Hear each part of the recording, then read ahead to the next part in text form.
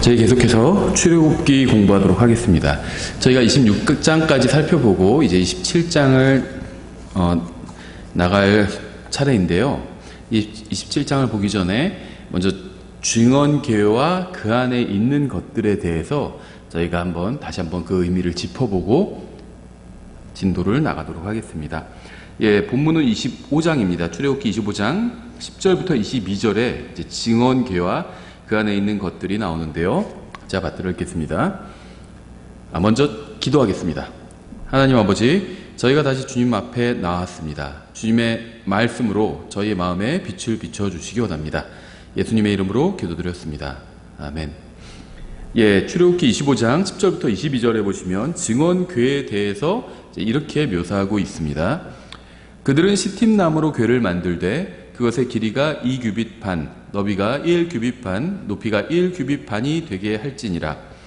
너는 순금으로 그것을 입히되 안팎으로 그것을 입히고 그것 위에 돌아가며 금테를 두르고 궤를 위에 금고리 4개를 부어 만들어 궤 4귀퉁이에 달되 그것의 이쪽에 고리 2개, 저쪽에 고리 2개를 달지니라. 너는 시팀나무로 막대들을 만들어 그것들을 금으로 입히고 그 막대들을 궤의 양쪽 옆면에 고리들에 끼워 그것들로 궤를 나르게 하며 또 그 막대들을 궤의 고리들에 끼워 두고 거기서 빼내지 말지니라. 너는 내가 내게 줄 증언을 그 궤 속에 넣을지니라. 너는 순금으로 궁율의 자리를 만들고 그것의 길이가 2규빗 반, 너비가 1규빗 반이 되게 할지니라. 너는 궁율의 자리 양 끝에 금으로 그룹 2개를 만들되 두들겨서 그것들을 만들고 한 그룹은 이쪽 끝에 다른 그룹은 저쪽 끝에 만들지니라. 너희는 궁율의 자리를 양 끝에 그것의 그룹들을 만들지니라. 그룹들은 자기 날개들을 높이 펴서 그 날개들로 궁율의 자리를 덮을 것이요 그것들의 얼굴은 서로 마주보며 그룹들의 얼굴은 궁율의 자리를 향할지니라. 너는 궁율의 자리를 궤 위에 두고 내가 내게 줄 증언을 궤 속에 넣을지니라. 거기서 내가 너와 만나고 궁율의 자리 위 곧 증언 궤 위에 있는 두 그룹 사이에서 너와 대화하되 내가 이스라엘 자손을 위해 내게 명령으로 줄 모든 것에 관하여 대화하리라. 증언궤에 관한 몇 가지 사실을 좀 정리해 보겠습니다.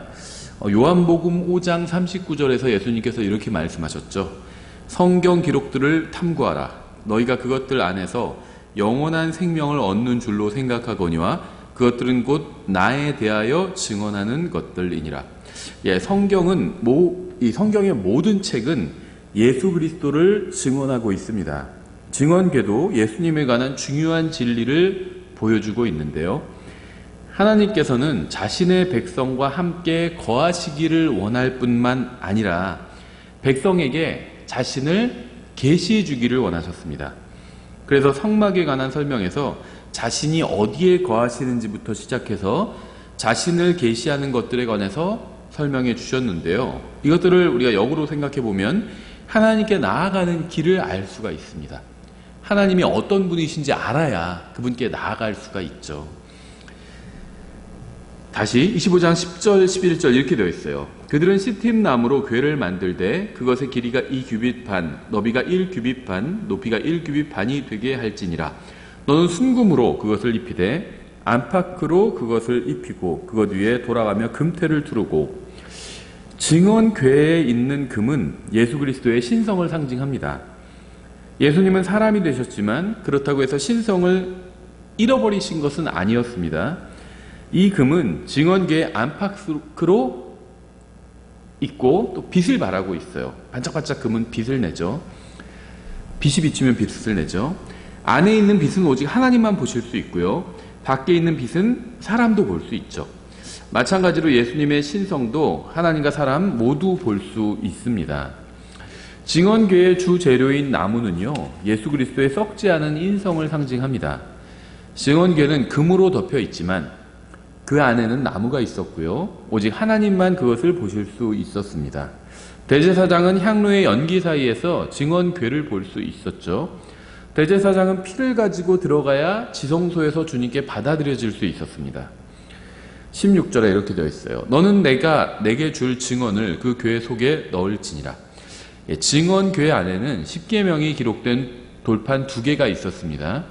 이 2개의 돌판은 하나님께서 인간에게 의를 요구하시는 것을 상징합니다. 하지만 인간은 하나님의 요구를 만족시킬 수가 없었죠. 하나님의 의로운 기준에 인간은 다다르지 못했습니다. 결국 율법은 인간에게 죽음을 선고했죠. 율법을 만족시키지 못한 죄에 대한 삭은 사망이었기 때문이죠. 고린도서 3장 7절에서 이렇게 말씀하고 있어요. 그러나 돌에 써서 새긴 사망의 직무래요. 영광이 있어서 이스라엘 자손들의 모세의 얼굴의 영광, 곧 없어질 영광으로 인해 그의 얼굴을 똑바로 쳐다보지 못하였거든. 지금 이 증언궤 안에 있는 돌판에 대해서 말씀하고 있는 거죠. 율법을 상징하는 돌판은요, 사망의 직무를 가지고 있었습니다. 이스라엘이 만족시키지 못한 율법을 예수님께서 만족시키셨죠.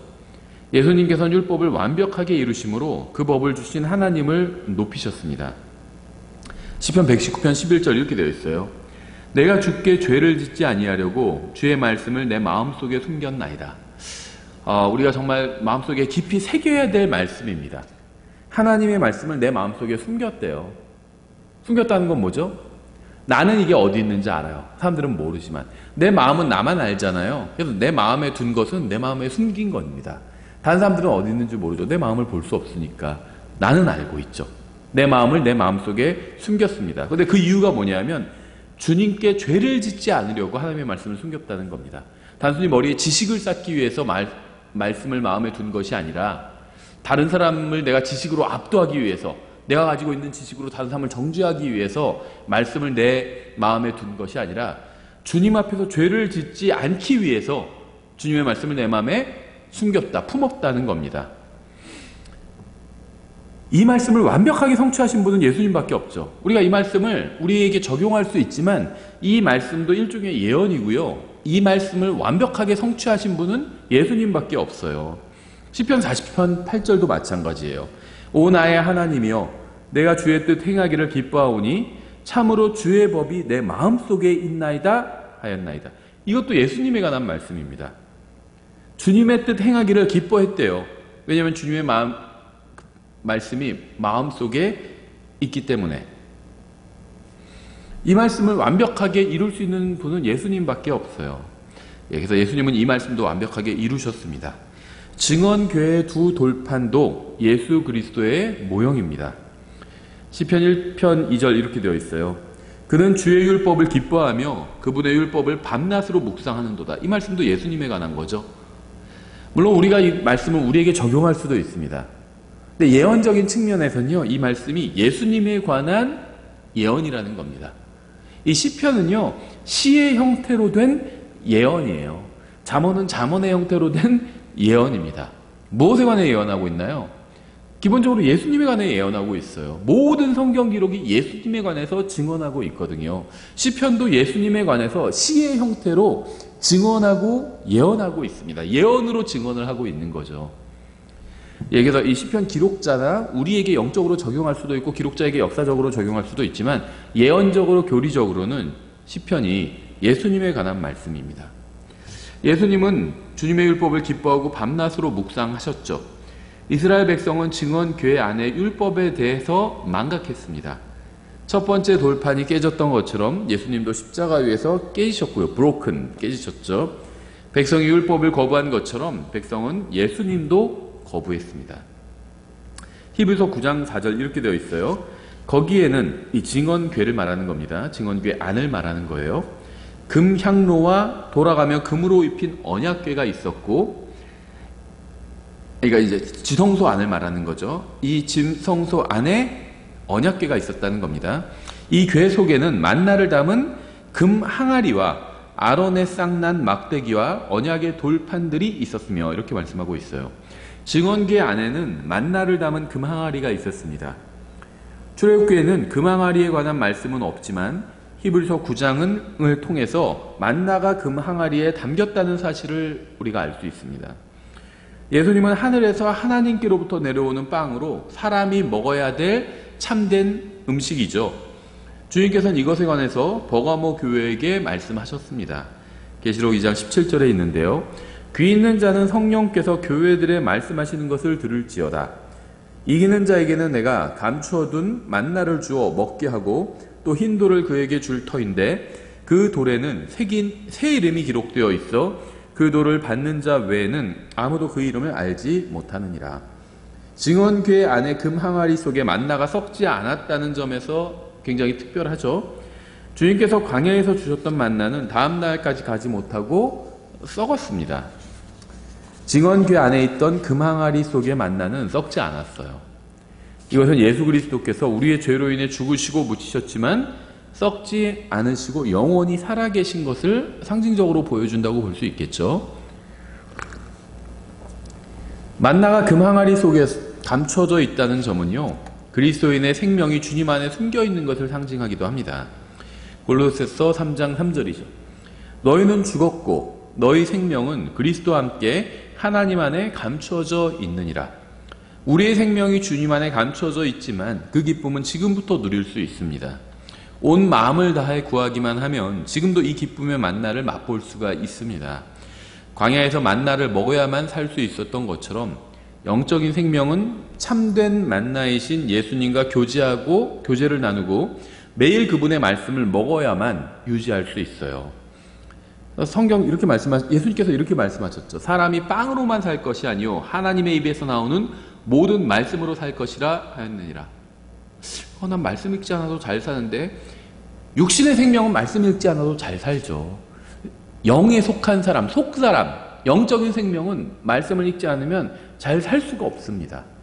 그렇게 본다면 얼마나 많은 기독교인들이 영적으로는 잘 살지 못하는지 우리가 알 수 있겠죠. 증언궤 안에는 쌍난 아론의 막대기도 있었습니다. 이 고라는 250명의 통치자들과 모의해서 모세와 아론을 대적하여 반역을 했죠.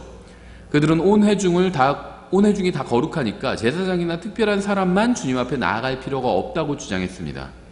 그들이 이러한 주장을 한 이유는 사실 자신들이 특별한 사람이 되어서 권력을 누리기를 원했기 때문이었죠. 결국 각 지파마다 막대기를 두었는데 오직 아론의 막대기에만 싹이 나서 하나님께서 모세와 아론을 선택하셨다는 사실을 입증해 주셨죠. 이 아론의 싹난 막대기는요, 하나님께서 레위 지파를 선택하셨다는 사실을 입증할 뿐 아니라 예수 그리스도의 부활도 상징합니다.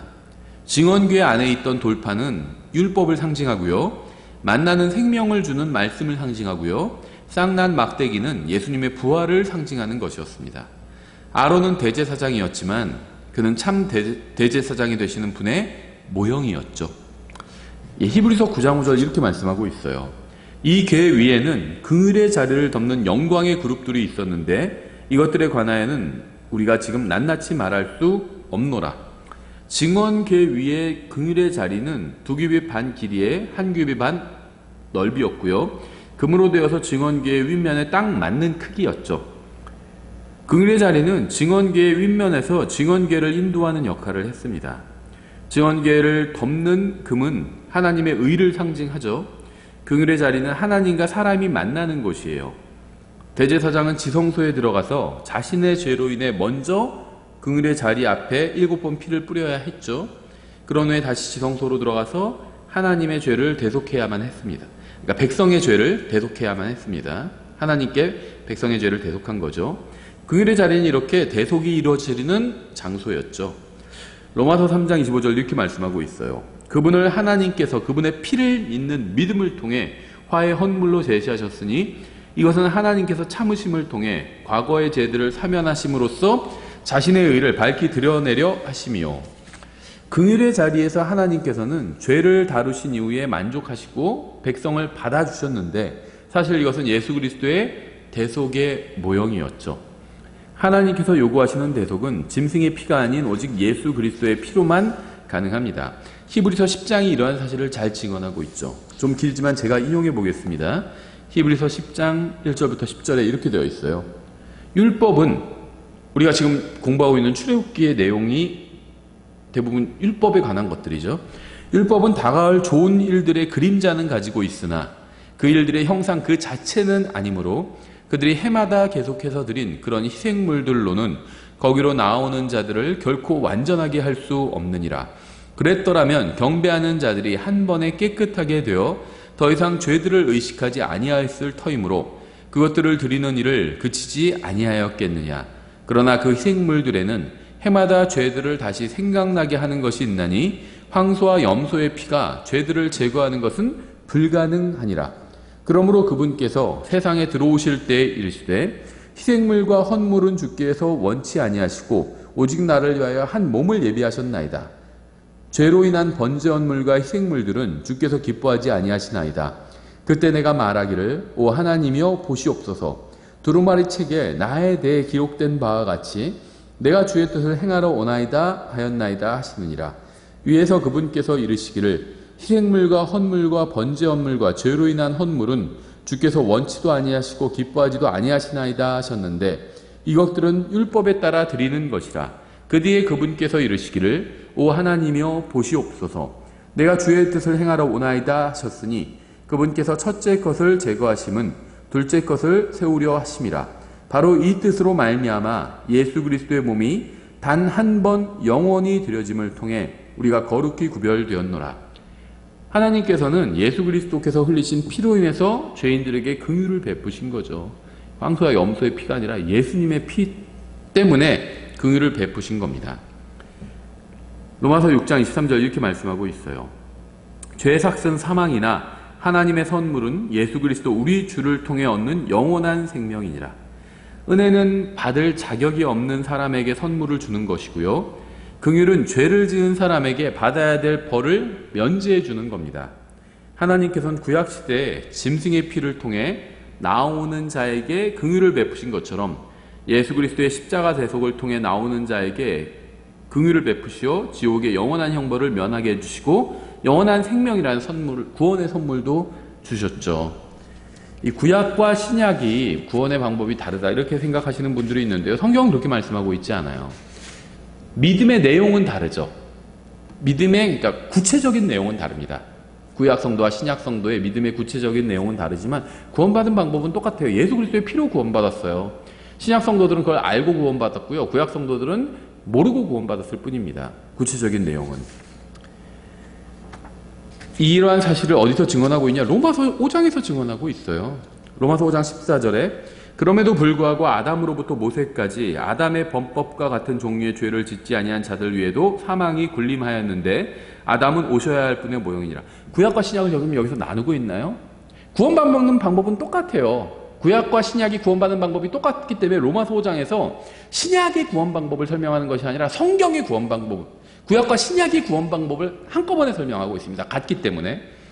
그러나 거저 주시는 이 선물은 또한 그 범죄와 같지 아니하니 이는 한 사람의 범죄를 통해 많은 사람이 죽었을진데 하나님의 은혜와 또 한 사람 예수 그리스도에 의한 은혜로 말미암은 선물은 더욱더 많은 사람에게 넘쳤기 때문이니라. 또 이 선물은 죄 지은 한 사람으로 말미암아 이루어진 것과 같지 아니하니 이는 한 사람으로 말미암은 심판은 정죄에 이르렀으나 많은 범죄로 인한 이 거저 주시는 선물은 칭의에 이르기 때문이니라. 한 사람의 범죄로 말미암아 사망이 한 사람을 통하여 군림하였을진데 은혜와 의의 선물을 넘치게 받는 자들은 한 사람 예수 그리스도를 통하여 더욱더 생명 안에서 군림하리라.